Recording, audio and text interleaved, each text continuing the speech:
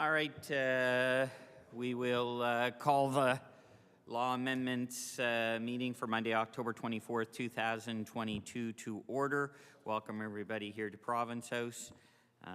We only have two items on our agenda today.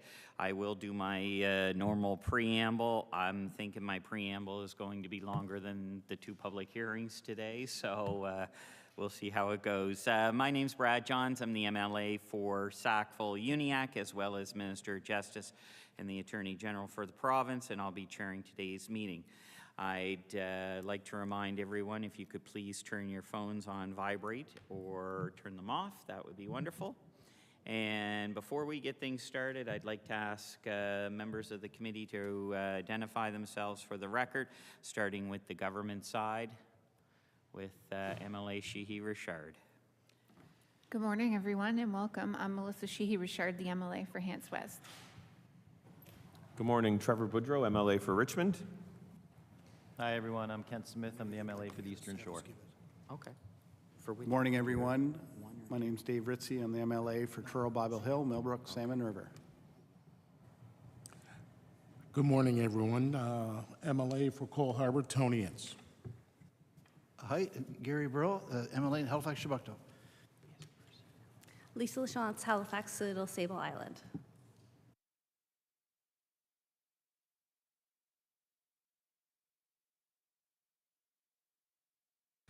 Okay. I'll remind everyone attending in the audience to please be respectful at all time. No shouting or cheering, either for or against what's discussed here today. Also remind everyone, please no videotaping or taking of pictures except by accredited media. Presenters are not to use any type of props. If presenters have handouts for community members, please provide them to the pages for distribution. Copies of all written submissions on the bills that have been received by email up to the time when the bill is reported back to the House or in person during an LAC meeting will be given to the library staff and posted online. Submissions received after the bill has been reported back to the House will be distributed electronically to LAC members but not posted online.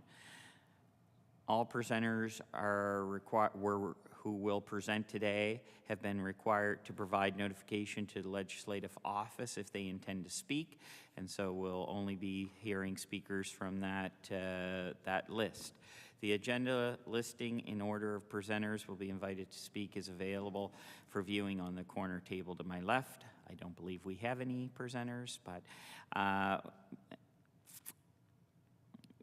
presenter time would be 8 minutes. If we had 8 speakers or less, it would be 10 minutes with 5 minutes follow-up for questions. However, when we do have more than 8 presenters on a particular bill, then each presenter is allowed 5 minutes to present with 5 minutes of follow-up questions. Before we go into the public hearing, I have MLA Burrell has suggested that he'd like to bring a motion regarding procedure, I assume, or MLA LaChance, I assume it's to the operations of the committee. Okay, I'll turn it over to MLA LaChance, please. Thank you. So maybe I'll put the motion on the floor and just say a couple words about it afterwards, and then we can enter into discussion. So our motion is that be it resolved that all law amendments committee meetings be preceded by 2 days two business days notice for participants. And I guess, you know, we were concerned to see the law amendments called on Saturday for Monday morning. I think for lots of folks who are out there in the world and want to be part of the democratic process, they're not necessarily watching for committees to be called over the weekend. I know that in this case, both of these bills, based on our second readings, seem supported and non-contentious, but I would also say that it's not actually up for us to judge. So I think there could be the case where bills are, roundly supported in the House, and actually that there are stakeholders who have specialized knowledge that could influence the direction of a bill or just would be really helpful for us in our deliberations. So that's my motion, is that for every law amendments committee that there be 2 business days notice given. Thank you. We have a motion on the floor. Anyone else to speak on it? If not, we'll call for a question on the motion. All those in favor signify with aye. Those opposed, nay. Nay. Sorry. Now I will, although the motion is defeated, I will bring the request to the House leaders, and maybe that they can have a discussion to further the discussion. So, all right, thank you. Okay, so we'll continue on now with our agenda. I'll call our first bill, which is Bill 210, Regulations Act amended. We have no representation on this. Do we have a motion? I look for a motion to close the public hearing on this. MLA Smith.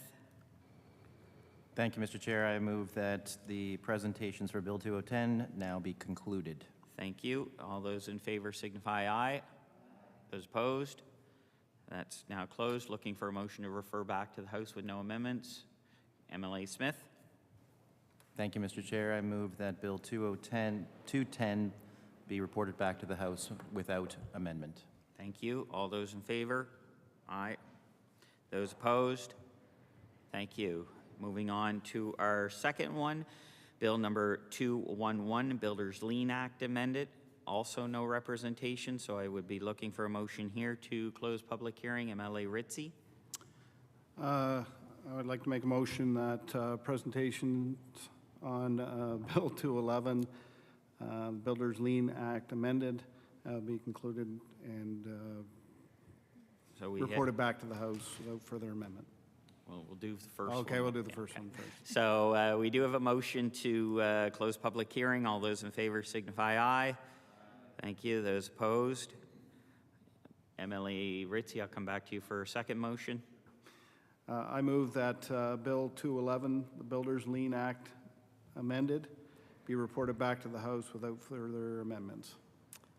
Those in favor signify aye. Those opposed? Wonderful. Just before we conclude, I did forget to recognize counsel that are with us today, legal counsel. On my right is Gordon Hebb, on my left Karen Kingley, and I will recognize them to ensure that they're in the minutes. And with that, we're adjourned. Thank you, everyone.